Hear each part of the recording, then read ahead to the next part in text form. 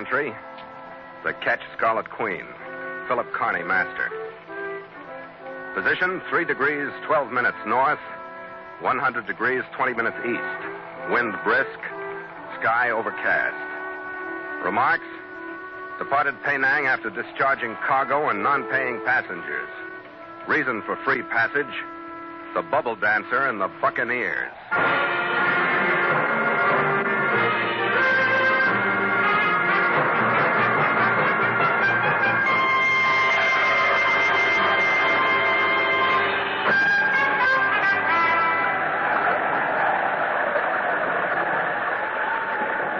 In the 4 days that had passed since we'd cleared Singapore Harbor, weather conditions had changed from calm and fair to roaring gale. And on the 5th night, we were still feeling our way northward through the Malacca Strait.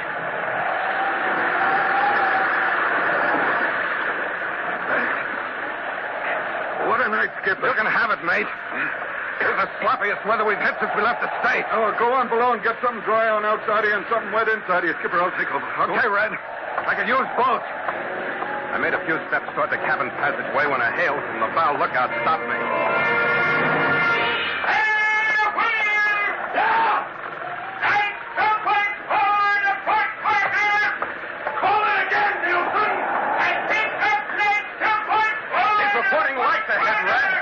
Farther out of position than I thought. There it is. The devil, there's a string of them. It's Voyage right at the harbor. The harbor. Well, we can use it. Streets be free. Yeah, Nielsen. Yeah. What you got, Nielsen? I'm not sure, sir. It looks like a life raft.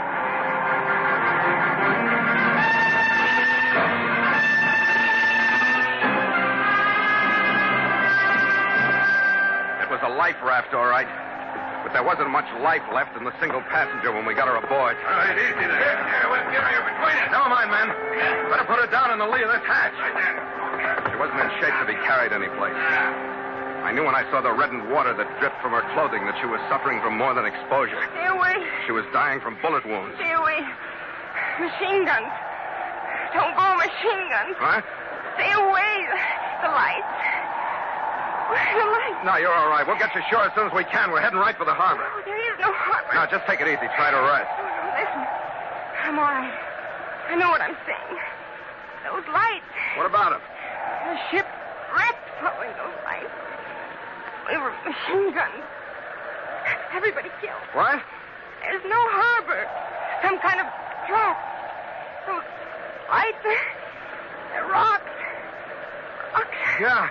Hey, stand by to come about. Start her about, Red. Start her about if she jives. We're bearing down on a reef.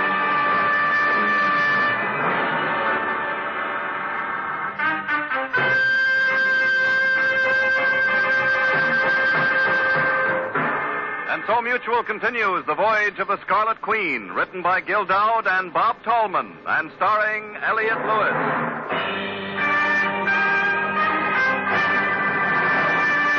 The Scarlet Queen, proudest ship to plow the seas, bound for uncharted adventure. Every week a complete entry in the log, and every week a league further in The Voyage of the Scarlet Queen.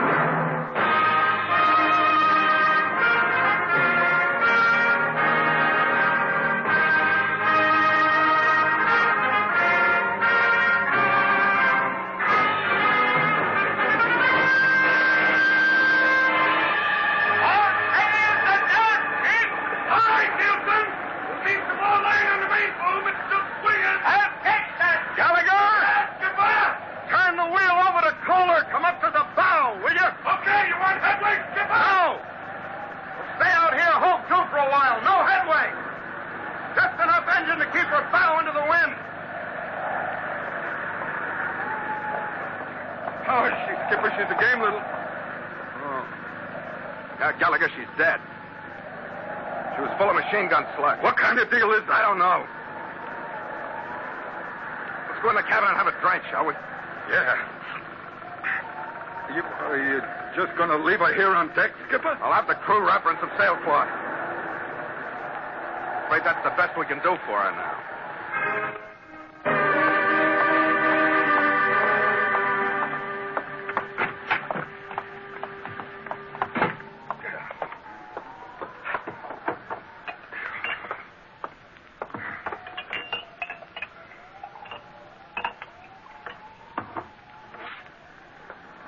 Thanks, Skipper. That was a devil of a deal, that poor dame. What do you think, Red? We'll up sail in about 20 minutes and take her to Penang? What was the name of the ship, did she say? No. You know what she kept talking about while she could talk? No, what? About keeping us off that reef. That's all she talked about. It's a trap of some kind. Those boys. Those boys are strung out to fool you into thinking it's a safe harbor, but they lead right to a reef. Oh, then that's how her ship was wrecked. Then when the poor guys tried to land, they were machine gunned. From what she said, somebody was operating a big light ashore, picking off all the survivors like clay pigeons. Sounds like salvage pirates, doesn't Sounds like it. What else? What is that, joint, you know? No, I'm not so sure of our position in this weather. I haven't had a sextant sight since yesterday. I'm afraid we'd have to lay to out here until the weather clears before we can find out. Yeah. I don't suppose it matters much what the place is, does it, Skipper?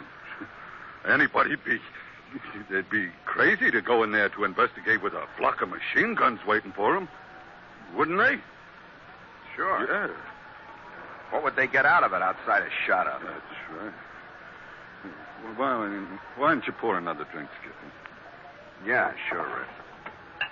You know, one way you look at it, she saved the Queen. She? The lady. Yeah. Well, thanks. Maybe even our lives. Yeah, but we'd be nuts to bust in there and get a ship full of slugs and get knocked around. Sure. It's none of our business if somebody's got a paying deal working. No. They got her ship, but they didn't get ours. That's what counts. Yeah. We got a time contract on the cargo we got aboard, haven't we? Yeah. We'd lose a lot of money even if we were only one day late getting to Penang. Isn't that right? How much? $500. What? We'd lose $500. I'll split it with you, Skipper. The devil you will, Gallagher. Well, I meant it's if my you want ship to... she saved. Yeah. I'll take the loss. Oh. Did you think I'd sail away and leave that death trap in operation? Who's ever behind those phony lights is going to have some visitors.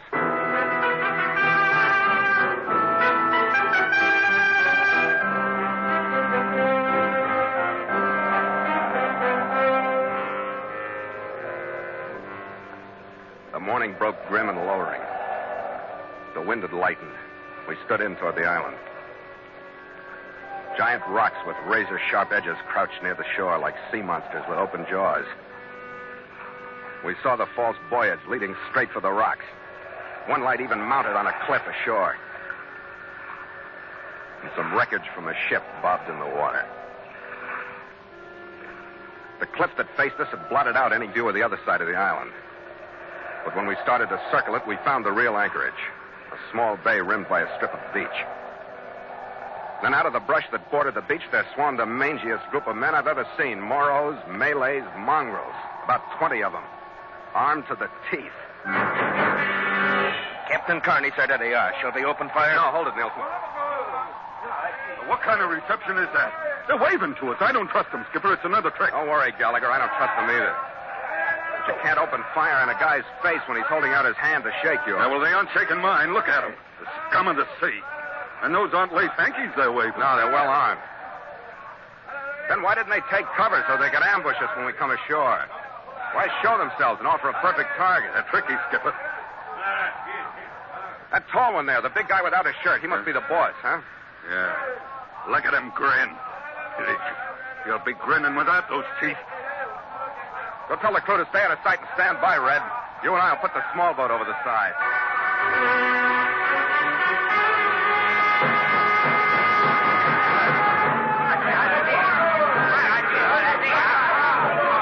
Okay, lay off. Lay off the boat. We can get it up on the beach ourselves.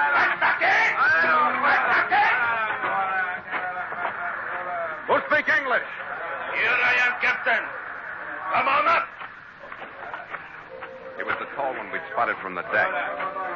His features were Korean and scarred. He was built like a wedge from his narrow hips up to his heavy shoulders. The build that spelled trouble. All right, you men, go on to what you want. All right. but his greeting made me wonder what kind of trouble. Welcome, gentlemen. You wasted no time in accepting my invitation, especially considering the storm. Yeah. Some people weren't so lucky in that storm. Yes, as a matter of fact, we did catch a little something in our trap last night. Not much, but it helps. But you, of all men, know how that is, huh? Yeah. Every little bit helps, huh? Exactly, Captain. Since my ship was smashed on this reef, I've been hard put for profitable occupation. And this salvage work makes me feel that I'm accomplishing something. Yeah, it's nice you can keep your hand in. Yeah. Just how many ships have you collected? Half a dozen. All small, but they add up. Sometimes my friend, the sea, sends them to me. And sometimes I, Kim, have to give my old friend a hand. So you rigged the lights, huh? Kim? Right. Last night's accident was literally a windfall, coming as it did on the eve of your arrival. Yeah. Nice stroke of luck. A little rough on the crew, maybe, but...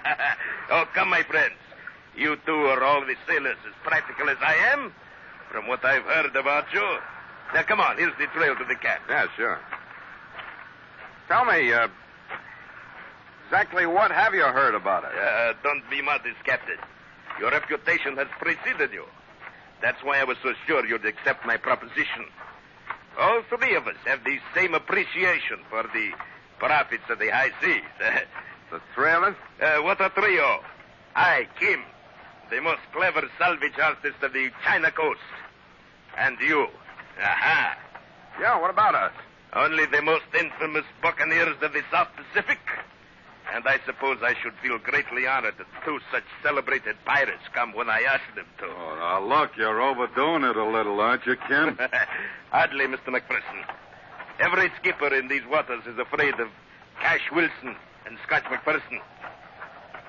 But tell me, Wilson, how did you and your first mate manage to respond to my proposition so soon? Huh? Well, it was a matter of luck. A good ship and a good helmsman, McPherson. Yes, I envy you that ship. One reason I made my offer was the reputation of your catch. I hope you don't have any salvage ideas. Yeah. A couple of men dead. We'll make this the fair partnership. Char and char alike. Well, Wilson, do we understand each other? Now, let me get this straight, Kim. We provide the ship, huh? I thought that was agreed. What have you got to offer? Well, like I explained in the message. Salvage what a good price in certain ports. Now, everything is packed and ready to load aboard your ship. It shouldn't take more than a couple of hours. And then we'll leave. I see. Wang po choi. Jong el bang da. Jong ga go cho come out. Sit guy hai di Mexico hai. Dan nai ba lai. Cho sam ni da chi da ha. Get some ni da ha. Ba lai ha. Hai. Miss McPherson? Yeah, Captain Wilson? You better help Mr. Choi. See that he finds everything okay on the ship. Yeah. I'll go ahead, McPherson, and see that they get started with the loading. Yeah, okay. Red. What's the deal, Skipper? What kind of game is this we're playing? Who am I? I gather you and my mate and you and I have built up a reputation in these parts as a couple of grade-A pirates. Oh, that's great. Just great. Well, I guess we better figure something out before somebody hangs us from a yard arm. Red. Huh? Let them go on with their loading. If we can get them all aboard, we'll lock them in a hold and give a nice, fast passage to the British authorities in Penang. Yeah, but let's hope they don't tumble. That we're not Wilson and McPherson. All right, stick with them while they're loading the small boat, Red. Get aboard before they do and tip off the crew. Tell them they never heard of Gallagher or Carney. You gotta play it this way. Okay. Hold it. Huh? Here comes the Russo-Korean. Okay, McPherson, get started. Okay, I'll see you down there. Right? It will require about 20 trips in this small boat, Captain. Oh, okay, Kim. My crew will stow the stuff as your boys put it aboard. McPherson will handle it. Good. Well, that leaves you and me a few hours of leisure in which to get acquainted. Wilson, I can tell you that we're looking forward to getting a deck under our feet again after 3 months of rotting ashore. Yeah, I can see how you would. Come with me, Wilson. I believe I have a little surprise for you. Another? A pleasant one, I'm sure. This way. It's only a few short steps. Mind the brush. Wow. This, I take it, is headquarters. Yes. It is humble, but we're involved in the way of life here. Most of the ships that were unfortunate enough to run aground here were well outfitted. While unfortunately we were not quite able to rescue any of the passengers or crews, we were able to rescue some furniture, even cook stoves and generators for power and light. Here we are, Wilson. What do you think? Quite a housing project. Built entirely of salvage materials. Huh? And this little mansion is where you bunk, huh? If it seems a bit pretentious, there's a reason. As you know, I have no doubt. Su Ling not only demands these comforts, in my opinion, she deserves them. Su Ling? No other. I imagine you're looking forward to seeing her again, huh? Oh, yeah, I am. I understand that you were old friends. Hey, come on. Yeah. Go right in. Well, Su Ling, here is your old friend, Captain Wilson. Captain Wilson? She was Chinese and young, in a rough cotton shirt, loose cotton trousers. She looked at me. My hand was moving toward my automatic. She looked at Kim. His fingers were already wrapped around his. Then she looked back at me as if she was waiting for one of us to start something. Your old friend, my lotus blossom. But not like my old friend at all. What is this? No, you're not acting at all like Cash Wilson I know. Explain yourself, my dream of love. Gosh, for heaven's sake, is this the way to greet an old friend? I'm sorry, Su Ling. It's just that Well, that's more like it. Come here, Cash. Let me look at you. Yeah, sure. And let me look at you. Baby, you're more beautiful than I realized. You have not changed, Cash. Still the same sweet liar. But I love it, darling. I really love it. Yeah. How long's it been, anyway? San Francisco? Yeah. Oh, 4 years at least, I guess, hasn't it? That long? The old Manchu temple on Grant Avenue. Yeah. You know how I met this barnacle sea dog, Kim? By heart, my passion flower. You were doing your, My artistic oriental interpretive dance. And he broke my balloon with a lighted cigarette. You remember, Cash? Yeah. Yeah. I was quite the cut-up in those days. Well, don't stop now. My husband is a very understanding man. Are you not, Kim? Very understanding. Up to a point, my lotus blossom. Well, would you tell me about yourself, Cash? As if I haven't heard. Well, I guess the word does get around, huh? You have made quite a name for yourself. Yeah, I have. Made quite a name for myself. Well, I owe you an apology, Wilson. For just a moment there, it occurred to me that perhaps you were not Cash Wilson at all. What gave you that crazy idea? The fact that you made no mention of Su Ling after coming here from Singapore on her behalf. I wasn't quite sure of you either, Kim. I found it pays to be careful in this. You're right, Wilson. Well, now that I've given you your little surprise, I trust you and my angel of beauty have some old memories to relive for a few minutes. I'd like to have a few words with Mr. McPherson, Wilson. You join me when you're ready. Yeah, all right. Well, here we are, huh, Su Ling? Listen, I do not care who you are. I must talk to you. Where can I meet you later? I can't leave him alone with my mate. I got to get down there. Meet me right after dark on the beach at the north end of the bay on the blinker light. All right, gorgeous. It's a date.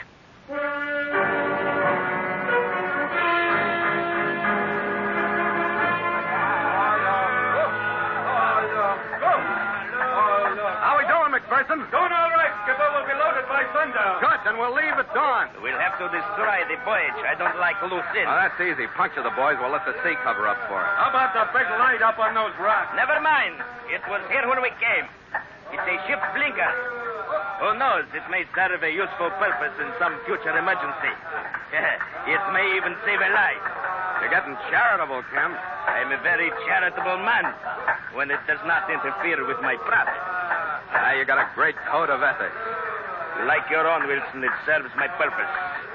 And I'm honest in my way. That's why I don't bother to remove that blinker light.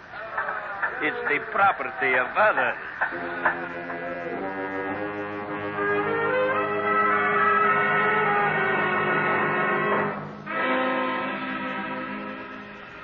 By nightfall, the job was done.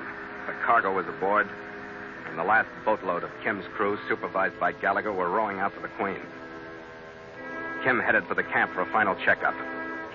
I slipped out of sight and started up the beach.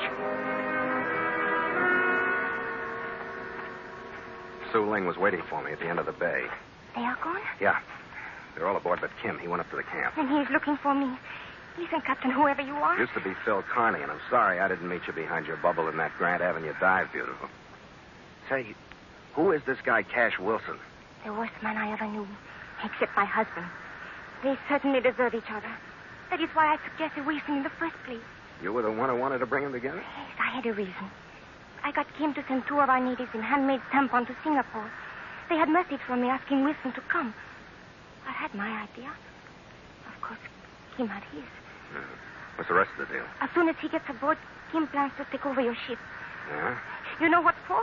I'm beginning to catch on. To use as his own for piracy. Well, that doesn't surprise me somehow. Where'd you find a nice guy like that to marry? I would have gotten rid of him if you had not interfered. Me interfered? This island could have been in anybody's way. What do you mean? I talked him into sending for Cash Wilson because I knew they would be at one another's throat over me. And I knew Cash would win. Even that would be better than Kim. And then you show up. I'm sorry, Sue Ling. No matter how you look at it, I'm sorry. Then why don't you kill him? I warn you. You know what he's going to do? Stop him and get me away from him. You know I might just do that, Gordon. He doesn't know it, but that's what we came in here for. You do not know it, Captain Carney. But I am glad to learn of it before it's too late. No. Careful, Captain. There's no truer gun than this. Then wait. First, Captain Carney, I must ask you to hand over your gun. Quickly. Yeah. And you, Suling, were planning to get rid of me, eh? No. Well, I want to thank you for relieving me of you. No, Kim. No, Kim. Don't cry. I don't like it. I don't like crying. I said don't cry. Don't cry. I was on top of him before he could turn back to me. As big as he was, I counted on the strength that he had. But I learned in the space of a few seconds. His right arm was a club and it sent me collapsing into the brush. I didn't go back to the beach. All I could think of was getting away.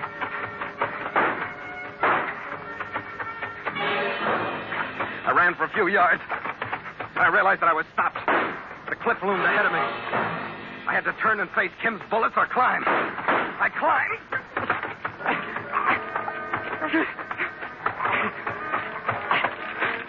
I dragged myself upward, putting my hands where there was no place to grip, putting my feet where there was no foothold.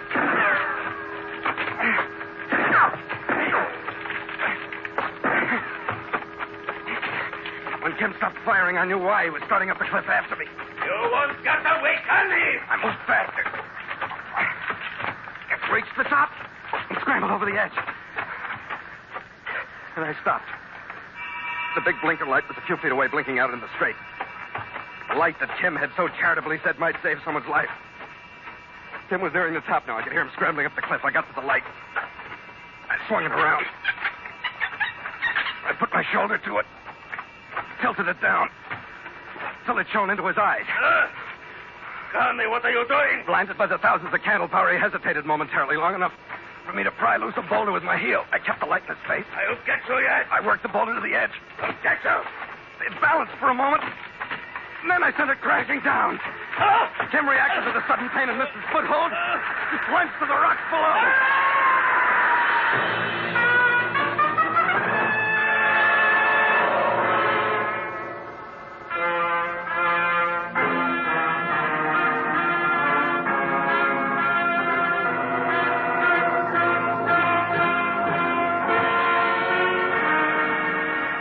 We didn't wait for dawn. With the incoming tide, we left the bay and headed out into Malacca Strait with more cargo than we'd entered with. The next afternoon, we docked at Penang, discharged our cargo consigned and salvage, turned our free passengers over to the authorities, and stood out with empty holds in an order to pick up Silicon in Surabaya. Stand by to make sail! There was a good, fresh breeze sweeping out from the Malay Peninsula, going to waste and eager to be caught. Gallagher shouted the crew to the job of catching it. Starboard feet! Make sail! The mainsail climbed into place and blossomed out, taut with wind. The jibs went out. Then the mizzen. And the Scarlet Queen, light in the hull from lack of cargo ballast, took a frivolous pitch and skipped like a schoolgirl onto her course. Well, Captain Wilson, Any sign of some good pirate loot? That wasn't funny, Red. That Kim wasn't kidding. Oh, I know he wasn't, Skipper. I was just trying to cheer you up. Did he really mean to kill her, or was that a wild shot he was throwing at you? It wasn't wild. Yeah, well, you kind of paid it off, didn't you? Not the way I would have liked to. I was a little late. Oh, come on, Skipper. There's a bright side. The Peninsula Company didn't fine us for being late with that cargo, and those cops thanked us for what we did, and we didn't go onto that reef ourselves. Yeah, I guess that's one way to look at it, Red. Yeah, The Queen wouldn't have looked so good hung up on those rocks. that's right. And we can thank that poor dame on the life raft for saving the Queen. And our necks, too. You know, Skipper, we get saved every once in a while by a woman. Yeah, well, they're kind of handy to have around once in a while. But I like the one we got around all the time. Yeah, I'll bet. To the Queen, Skipper. To the Scarlet Queen. After you, mate. After you.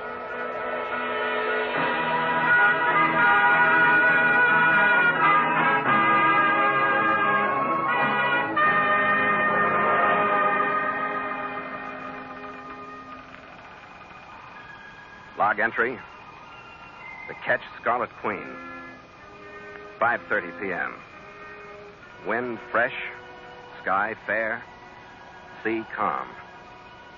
Ship secure for night. Signed, Philip Carney. Master.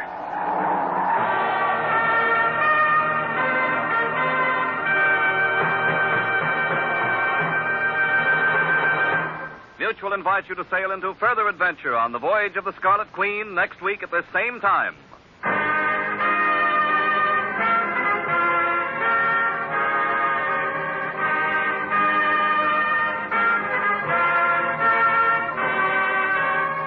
The Voyage of the Scarlet Queen stars Elliot Lewis as Phil Carney with Ed Max as Gallagher. And tonight featured William Conrad as Kim with Lillian Bayef as Suling. Music scored and conducted by Richard Orant. The Scarlet Queen, produced by James Burton, is written by Gil Dowd and Bob Tallman.